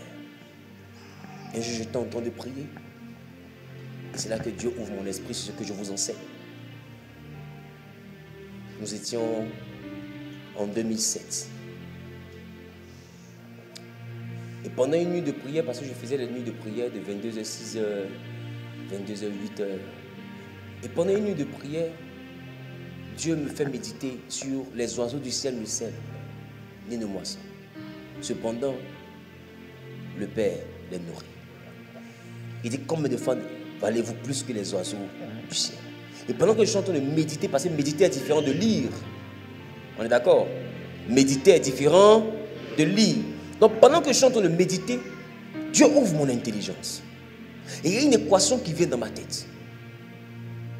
Si les oiseaux ne sèment ni ne moissonnent, mais le Père les nourrit, ça veut dire que le Père a la responsabilité de nourrir les oiseaux. Ok. S'il a la responsabilité de nourrir les oiseaux, et que moi je fais de nourrir les oiseaux ma responsabilité, c'est que le Père va faire le fait de me nourrir sa responsabilité, pour qu'aussi longtemps que je suis nourri, que je puisse nourrir les oiseaux. C'est pas le même calcul au de faire. Et j'ai commencé à prendre le riz de mes parents pour jeter dans la cour. Moi aussi j'étais un sauvage quand même. J'ai commencé à prendre le riz de mes parents et je versais le matin, je prends une poignée, je verse dans la cour. Au début, les oiseaux me voyaient comme un sauvage. Qui va venir se mettre la plaie? Qui va nous attraper pour nous tuer? Donc, le riz est par terre, aucun oiseau ne vient. J'ai persévéré et je verse, ils ne viennent pas. Je verse, ils ne viennent pas. Des jours. Un jour, il y a un qui est descendu. Comme ça. Quand un vient, ça appelle l'autre. Il a vu que son frère en bas, il ne l'a pas encore tué. Lui aussi déjà. Et ils ont commencé à venir par dizaines. Et les matins, tenez-vous bien, les matins, je sortais à une certaine heure. 7 heures, je sors, je verse le riz. Quand 7 heures arrive que je ne le verse pas, le riz, les oiseaux viennent à ma fenêtre. Et ils tapent, pac, pac, pac. Histoire vraie. Oiseau me réveille. Oiseau. Quand il me lève, quand je les vois à la fenêtre, je sais qu'il est là. Ça veut dire qu'ils se sont abonnés. Ils savent que maintenant, ils n'ont plus besoin d'attendre que le Père les nourrisse. Le Père a touché une main pour les nourrir. Donc, ils viennent directement vers la mer. Donc, il y a une quantité que le Père ne nourrissait plus par hasard, mais le Père nourrissait par ma main. Donc, quand eux ils doivent manger, ils savent où se trouve leur cantine. Tu comprends ce que je viens de dire? Les gars, et depuis ce jour, à chaque fois que moi, Wilfried Zawi, je déménage dans ma maison, il y a toujours une nid d'oiseaux. Comment vous expliquez ça? Jusqu'à dans ma véranda, les oiseaux sont venus habiter dans le ventilateur. La nounou a voulu allumer, j'ai dit n'allume jamais. Laisse. Ils ont habité là et qu'ils ont gâté le ventilateur. Où je dors, au-dessus du climatiseur, il y a toujours une nid d'oiseaux. Je viens, il n'y a rien. Quand je m'habite, les oiseaux viennent habiter. Comment vous expliquez ça?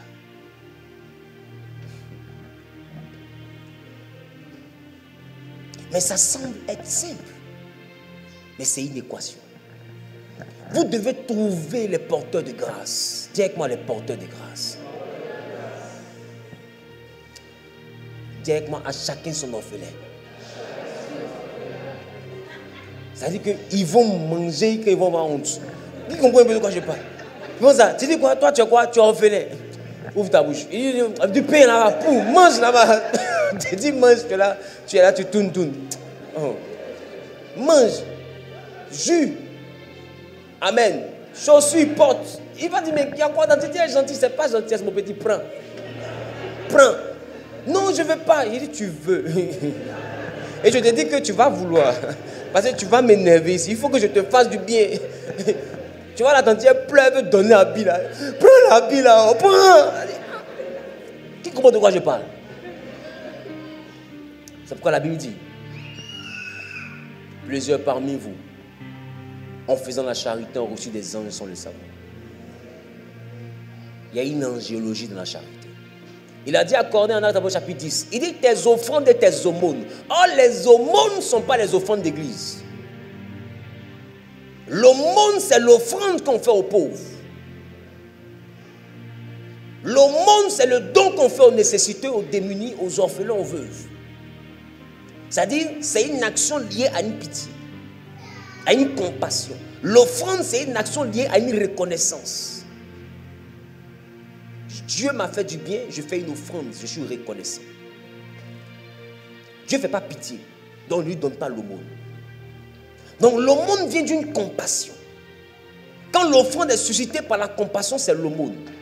C'est-à-dire, je vois quelqu'un qui n'a pas d'habits, je le prends, je le vois dans un endroit, je lui paye des habits, c'est l'aumône. Je vois quelqu'un qui n'a pas à manger, je lui donne de l'argent, ce n'est pas une offrande, c'est l'aumône. Mais je donne le même montant à Dieu, ce n'est pas l'aumône, c'est l'offrande.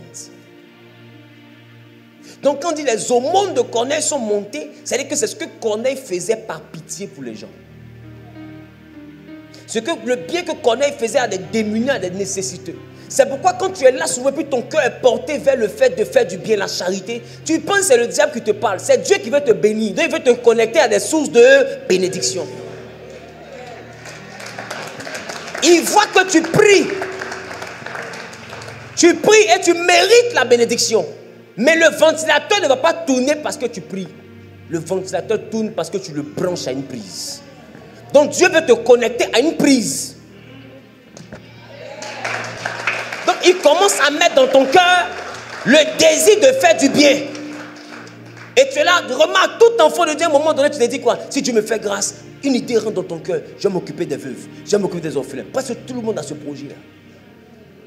Vous pensez qui met ça dans votre cœur? C'est Dieu. Parce qu'il sait que c'est une prise. C'est une prise qui va vous alimenter en bénédiction. Et comme il le sait, il met ça dans votre cœur. Parce que vous priez pour dire Seigneur, élève-moi. Comme il sait par quel moyen il peut t'élever, alors il met dans ton cœur le désir de faire du bien aux veuves, aux démunis et aux orphelins. Et tu penses que c'est parce que tu as bon cœur. Ce n'est pas bon cœur. Dieu connaît le principe qui peut répondre à la prière que tu fais. Et comme il veut répondre à ta prière, alors il met le principe là dans ton cœur comme une idée. Et tu te dis non, c'est moi-même j'ai pensé à ça. Ce n'est pas toi. C'est le Saint-Esprit qui a mis cette volonté de faire du bien là dans ton cœur. Parce qu'il a entendu ta prière. C'est pourquoi ici tu entends ma voix. N'endurcis pas ton cœur. Parce que la voix que tu vas entendre là va te pousser à donner. Si ton cœur est endurci, tu ne peux pas donner. Voilà pourquoi toi aujourd'hui ton cœur est endurci. Ben, il te dit, sérieux, si je me fais du bien, je vais donner ça aux orphelins. Mais écoute-moi bien. Tu es sûr qu'il ne t'a pas fait du bien. Tu veux donner quelque chose aux orphelins dans 100 000 euros, mais qu'est-ce que tu leur donnes dans 1000 euros? Et si vous êtes fidèle dans les petites choses, je vous donnerai de grandes choses. Donc Dieu te teste. Il met dans ton cœur le désir de faire du bien aux orphelins. Et puis il te donne 1000 euros, 500 euros. Et puis il y a des orphelins, il y a des démunis qui viennent te voir. Ah, madame, s'il vous plaît, un peu d'argent pour manger. Non. Tu as oublié que tu as dit à Dieu, si tu me bénis, je ferai du bien aux orphelins. Et comme Dieu veut te rendre fort, il envoie déjà un. Parce qu'il sait que l'argent que tu as n'est pas beaucoup pour 10. Il sait que ce que tu as n'est pas beaucoup pour 10. Donc il envoie un. Pour que tu sois capable au moins de lui acheter une orange. C'est pourquoi même quand ton cœur est bizarre, il faut avoir au moins 5 euros. Ou bien au moins, même si c'est 2 euros. Même si c'est 1 euro. Tiens.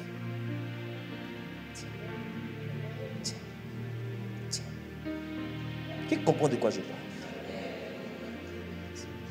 Dis avec moi, c'est une prise de bénédiction. Vous savez comment être béni à l'église. Vous ne savez pas comment on récolte la bénédiction dans la ville. Il y a des porteurs de bénédiction. Je parle? Je parle? Quelqu'un m'entend? Tu m'entends, tu fais ça.